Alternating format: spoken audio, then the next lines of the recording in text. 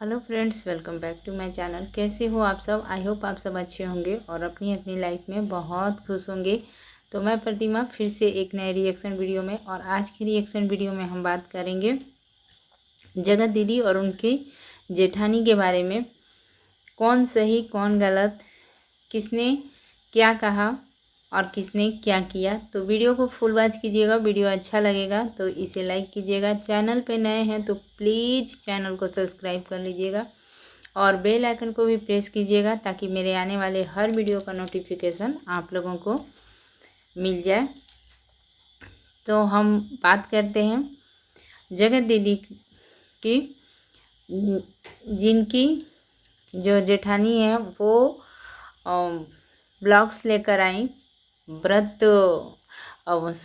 But Savitri का, जिसमें उन्होंने बट सावित्री का व्रत किया था। और उन्होंने अपना एक सिंपल सा अच्छा सा ब्लॉग लेकर अपने चैनल पे वो लेकर आई। उसके बाद से जगत दीदी ने कहा कि हमारे यहाँ ये व्रत खंडित है और इसे नहीं किया जाता है।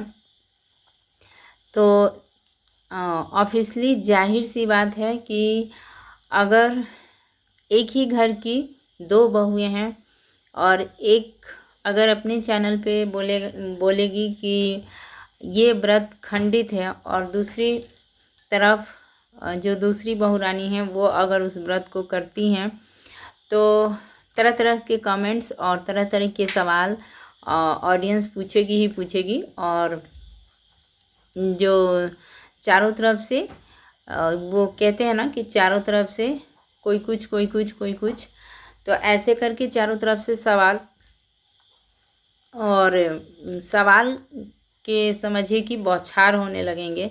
तो वैसा ही हुआ जब जगत दीदी ने अपने चैनल पे, जब उनकी जेठानी ने ये व्रत किया और उसके बाद जब वो अपने चैनल पे आकर उन्होंने कह दिया कि ये व्रत खंडित माना जाता है हमारे यहाँ, इसलिए मुझे ये व्रत अच्छा लगता है लेकिन मैंने कभी नहीं किया। जब उनके हस्बैंड थे उस समय की बात उन्होंने कहा, तो सब ने उनकी जेठानी के चैनल पे तरह तरह के कमेंट करने लगे।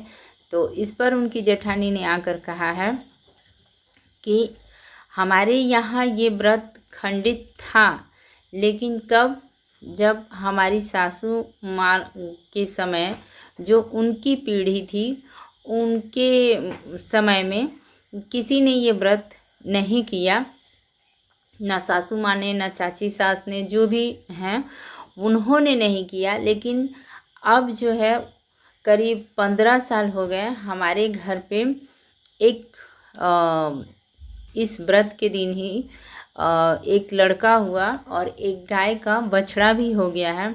तो वो कहते हैं ना कि जिस दिन, ये शायद कुछ लोग जानते होंगे और कुछ लोग नहीं भी जानते होंगे, ऐसा भी हो सकता है कि जिस दिन अगर आपके घर में किसी की डेथ होती है, तो उस दिन अगर फिर से कोई आपके घर में जन्म ले लेता है, तो वो जो है ना, जो खंडित होता है वो चीज़ कट जाता है।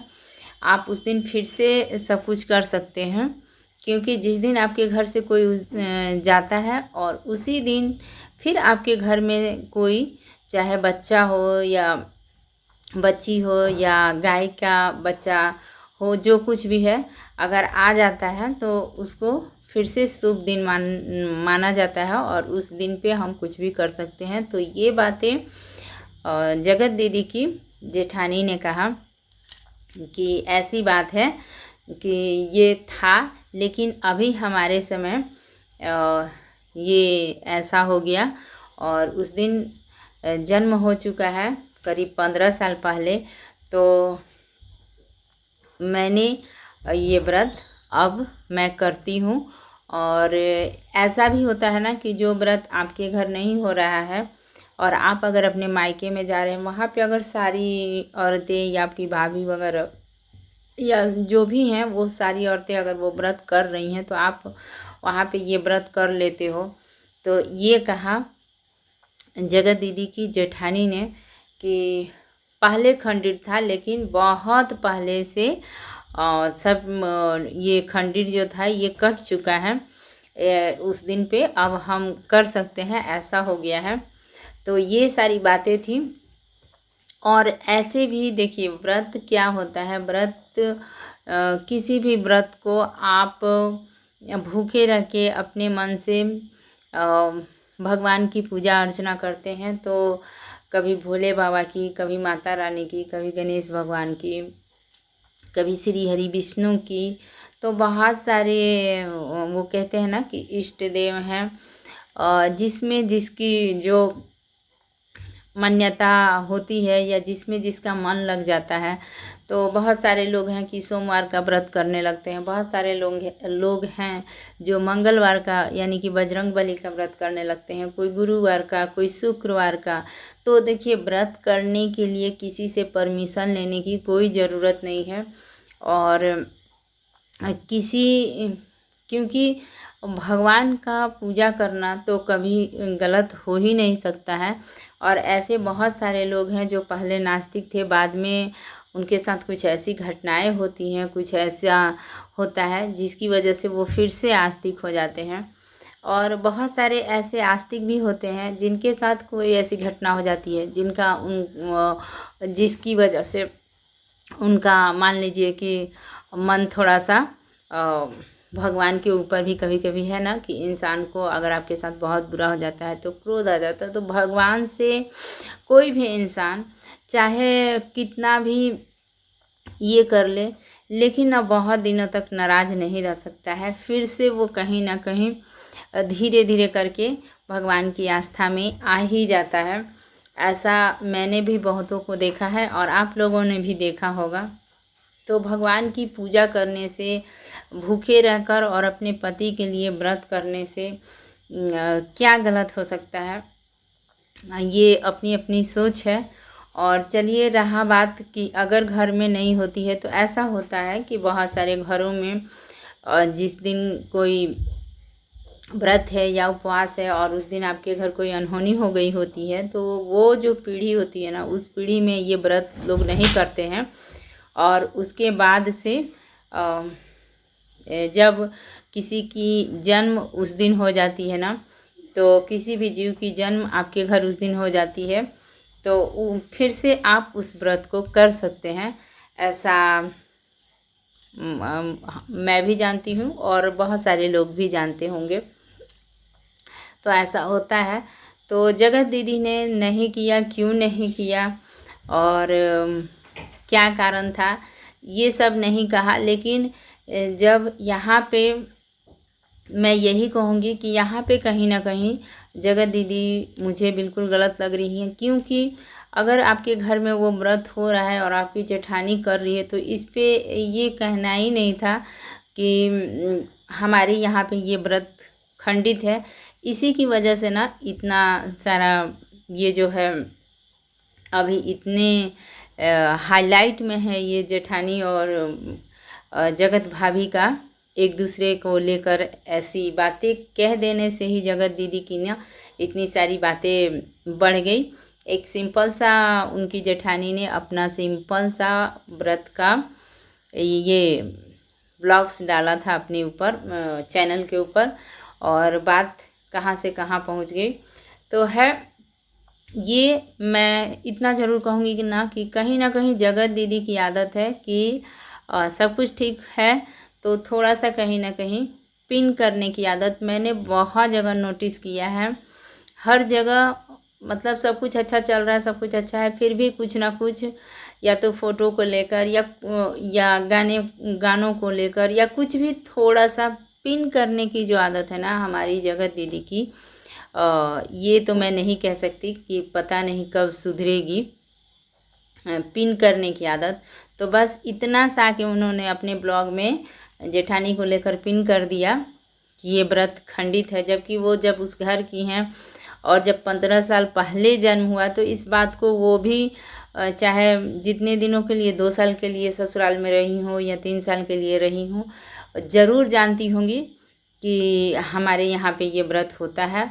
भले ही उन्होंने क्यों नहीं किया इसका कुछ रीज़न हो सकता है या कारण हो सकता है या कुछ भी उनका पर्सनल अपना हो सकता है कि उस वक्त हो सके जब व्रत पड़ता हो उस समय उनकी तबीयत ठीक ना रही हो या कुछ भी, तो उन्होंने नहीं किया ना किया।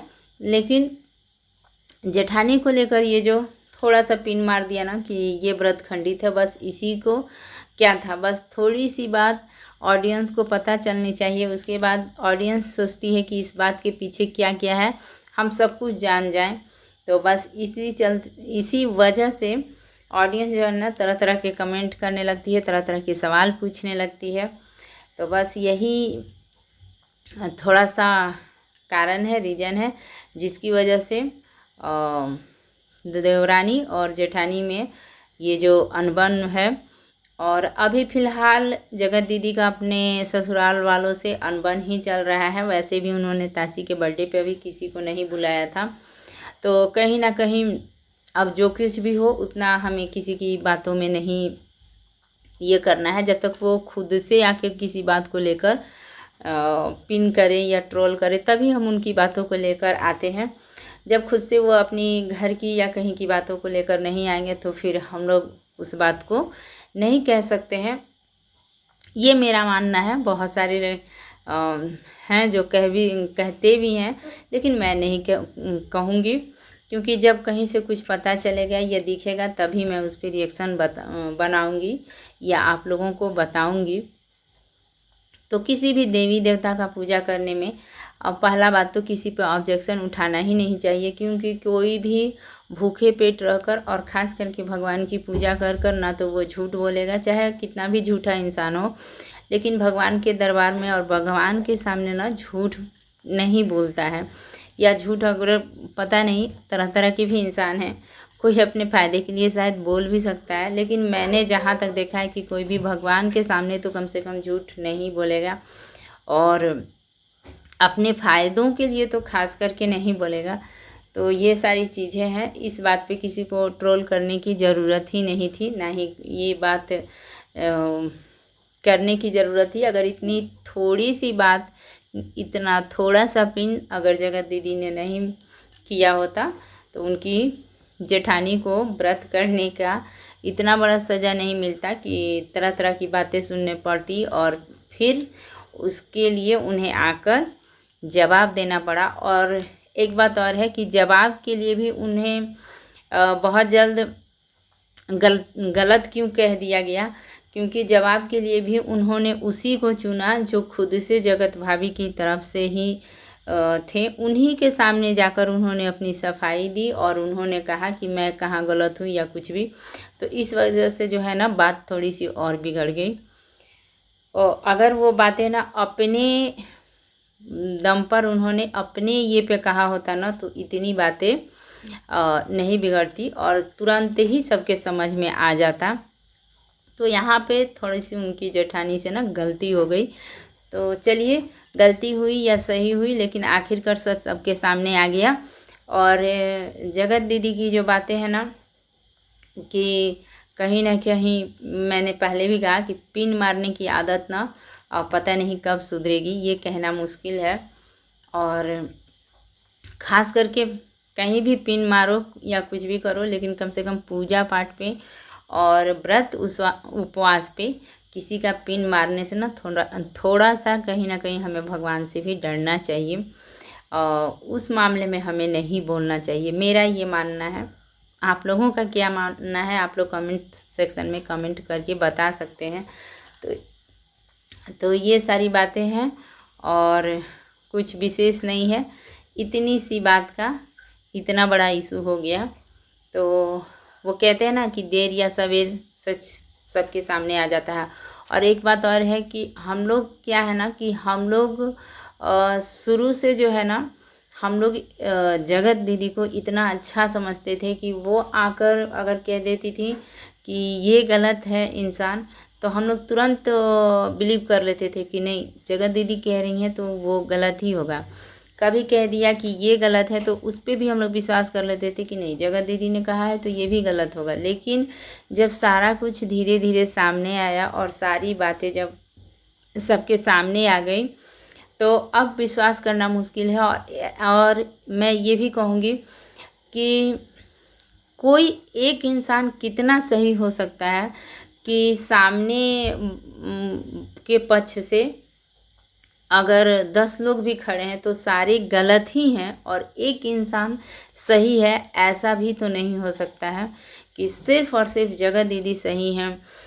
जगत दीदी को लेकर जैसे भोपाली बहू आई तो उन्होंने अपना पक्ष रखा, तो क्या वो गलत है?